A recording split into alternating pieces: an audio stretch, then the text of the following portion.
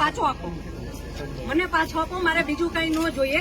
આજ પછી કોઈ દિવસ કોઈ વોટ જ નહીં કરતા. જો આપણી ગવર્મેન્ટને પોતાની જ સુવિધા રાખવી છે, તમારા પાછળ કેટલા વીઆઈપી હોય છે, કેટલી ગાડીઓ હોય છે, તમારો જીવ જીવ છે. આ ટેક્સ પે કરે છે એનો જીવ જીવ નથી. આ છોકરાઓનું શું, આનું ભવિષ્ય શું? આને ડોક્ટર બનાવી છે, આને એન્જિનિયર બનાવો છો, હું કઈ રીતે બનાવીશ? નહીં, મને ન્યાય જોઈએ. મારા છોકરાનું ફ્યુચર ખરાબ ન થવું જોઈએ.